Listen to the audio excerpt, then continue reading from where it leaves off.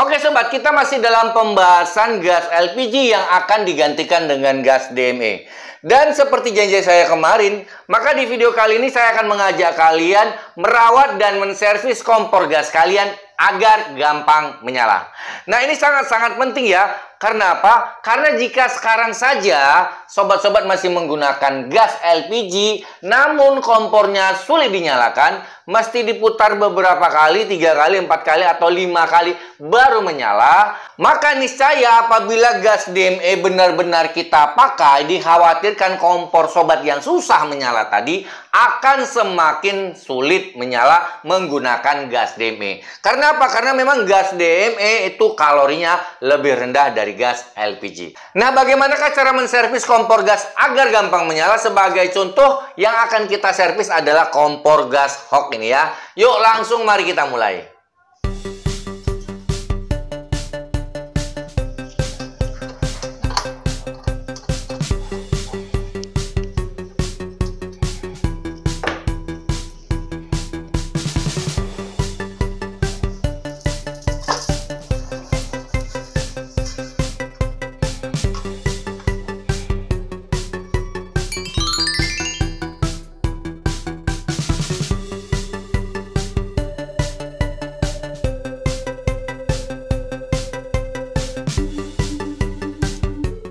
Oke, silakan perhatikan jarum pemanti ini. Apabila di bagian jarum yang di depan ini sudah habis, sudah terkikis, sebaiknya jarum pemanti ini silakan kalian ganti.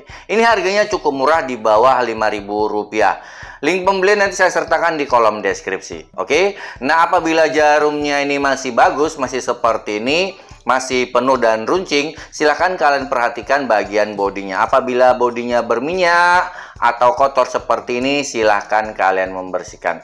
Kalian membersihkannya bisa menggunakan cairan sabun atau menggunakan cairan minyak seperti minyak bensin, minyak tanah, atau solar, dan lain-lain. Nah, untuk contoh di video kali ini saya akan menggunakan WD-40 ya.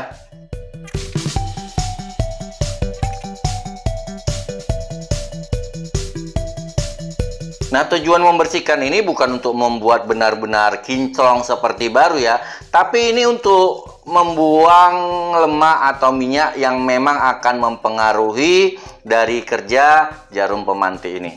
Untuk finishing kalian bisa menggunakan amplas.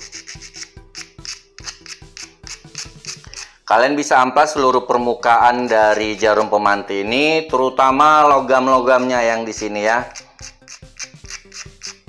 Kalau tidak ada kertas amplas, bisa menggunakan pisau yang runcing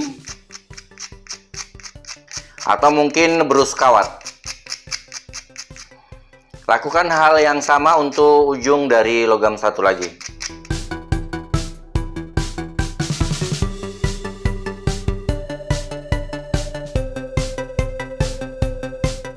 Oke, hasilnya seperti ini sobat. Nah, jika kalian bisa membuat lebih bersih dari ini, tentu akan lebih bagus.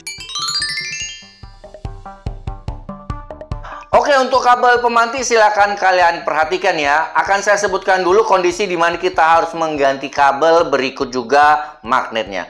Yang pertama adalah apabila kabel sudah retak-retak di sepanjang kabel. Oke, silakan ganti. Nah, yang kedua adalah apabila kabelnya ini terbakar sudah melampaui 50% dari panjang kabel. Ini juga silakan kalian ganti saja. Dan yang ketiga adalah apabila kabelnya digigiti tikus hampir di sepanjang badan, juga silahkan kalian ganti. Nah, sekarang saya akan sebutkan di mana kita tidak harus mengganti kabel, yaitu apabila kabelnya terasa longgar. Oke, jadi di sini akan saya berikan sebuah contoh saat kita memasukkan seperti ini. Nah, kalau terasa longgar seperti ini sih tidak perlu kalian ganti kabelnya. Nah, solusinya gampang, tinggal kita potong saja ujung kabelnya sedikit saja. Seperti ini. Oke, sekarang kita coba masukkan lagi. Nah, kalau kalian lihat sendiri, ini kabelnya sudah benar-benar kencang kembali ya. Oke. Oke, untuk komponen corong gas umpan silakan kalian perhatikan ya. Apabila kompor kalian tidak rutin menyala setiap hari, akan ada kemungkinan bagian dalamnya dimasuki oleh serangga sehingga akan ada sarang serangga. Nah, untuk mengakali dan merawatnya kita ambil sebuah kapas telinga dan silakan kita bersihkan dengan cara seperti ini. Nah, kalau memang ada sarang serangga biasanya akan terikut dan bisa kita bersihkan dengan mudah. Nah, selanjutnya silakan kalian perhatikan juga kondisi logamnya. Apabila logamnya sudah berkarat seperti ini, silahkan kita bersihkan. Nah, cara untuk membersihkannya, silahkan kita lepas seperti ini. Dan sudah terlepas, oke. Nah, bagian yang sebenarnya harus benar-benar kita perhatikan adalah di bagian sini ya, yang ada potongan-potongannya. Karena nantinya percikan dari jarum pemanti itu harus mengenai bagian logam yang ada di sini. Jadi usahakan agar yang di sini nih jangan ada karatnya. Nah, untuk membersihkannya juga sama seperti tadi, silahkan kalian gunakan cairan pembersih yang kalian punya. Bisa menggunakan deterjen, minyak atau segala macam. Dan di sini saya kembali menggunakan WD-40.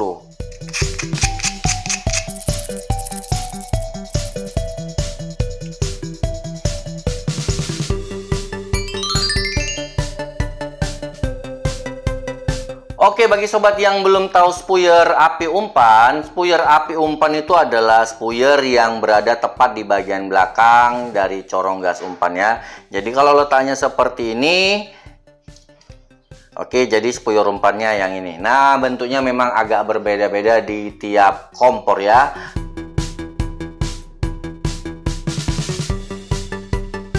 Nah, bagi kalian yang mempunyai WD-40 atau cairan pembersih lain, tinggal semprot saja seperti ini.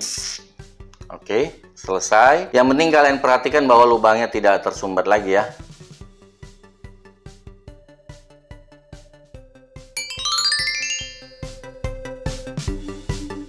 Oke, yang belum tahu spuyer utama itu yang seperti ini ya, kurang lebih bentuknya. Dan tiap tungku kompor jumlahnya itu berbeda. Kalau kompornya tidak punya fitur api lilin, itu spuyer utamanya cuma satu ya. Nah, untuk kompor Hawk ini berhubung punya api lilin, berarti spuyer utamanya ada dua ya. Spuyer untuk api yang besar dan yang api yang lilin. Nah, untuk menservis dan merawatnya perlakuannya sama seperti spuyer gas umpan tadi ya. Tinggal kita buka dan kita bersihkan atau kita semprot dengan cairan pembersih. Nah, yang harus kalian perhatikan kalau kompor kalian belum pernah kalian buka sebelumnya, kalian cek dulu ada tidak lem yang menempel. Nah, kalau ada lem yang menempel, jangan kalian paksa untuk kalian buka. Lebih baik kalian cairkan dulu lemnya dengan menggunakan korek api atau hair dryer. Kalau kalian paksakan, ada kemungkinan spuyernya akan patah sobat ya.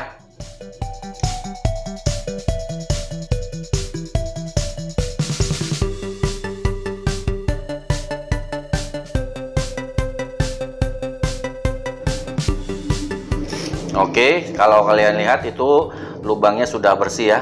Jadi cairan bisa langsung tembus. Sekarang mari coba kita cek. Oke, tidak ada sumbatan ya.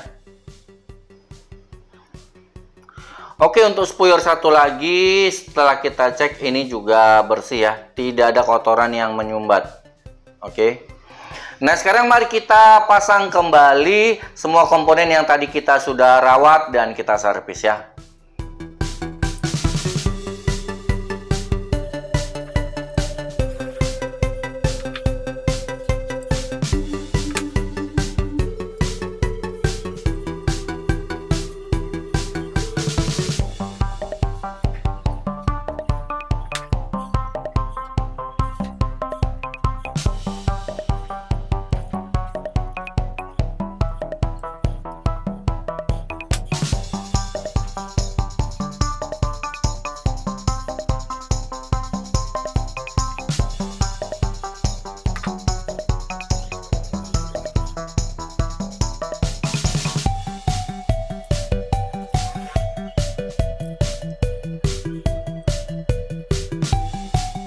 Oke, sebelum kita pasang ke bodi kompor, sekarang untuk memastikan apakah sudah berfungsi dengan baik atau tidak, dengan kondisi masih terlepas seperti ini, coba kita putar tombolnya.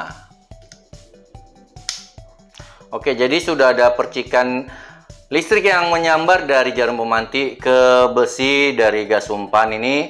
Berarti servisan kita sudah selesai sobat ya.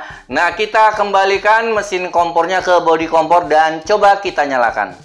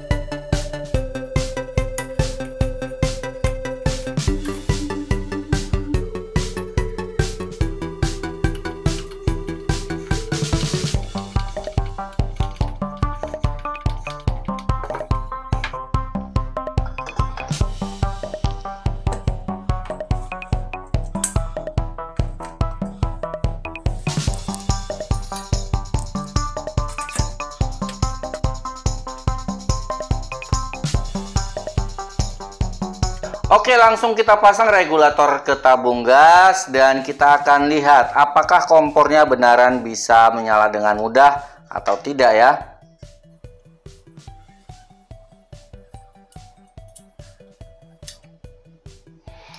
Langsung kita nyalakan. Nah, cuma dengan sekali putaran kompornya langsung bisa menyala sobat ya. Mantap, usaha kita untuk menservis kompor gas ini berhasil ya. Nah, sekarang muncul pertanyaan, Om, di luar yang dari kita praktekkan tadi, apakah ada kerusakan di kompor gas yang membuat kompor gasnya susah menyala? Nah, jawabannya tentu ada ya. Ada dua jenis kerusakan yang juga bisa membuat kompor susah menyala selain yang kita praktekkan tadi. Yang pertama adalah apabila pada saat kita putar ya tombolnya ini sama sekali tidak berbunyi cetrek. Oke, tidak berbunyi cetrek. Ini kemungkinan yang bermasalah adalah palu atau martil magnet. Oke. Nah, yang kedua adalah pada saat kita putar seperti ini terasa lemah bunyi cetrekannya. Nah, yang bermasalah itu kemungkinan adalah plat-platunya. Namun dua jenis kerusakan tadi ini baru saja saya bahas di video dan tidak mungkin saya bahas lagi, oke? Nah, kalian yang ingin tahu solusinya, silahkan kalian cek saja kolom deskripsi video ini atau silahkan kalian klik tulisan yang muncul di atas ini ya. Nah, mudah-mudahan video ini bisa bermanfaat dan berguna bagi kita semua ya. Jika suka dengan video ini, silahkan berikan like dan share video ini ke sosial media kalian. Yang belum subscribe, silahkan subscribe. Bagi yang ingin menyaksikan koleksi video-video saya lainnya, silahkan kalian klik gambar-gambar video yang muncul di sini. Kita berjumpa lagi di video berikutnya. Wassalam.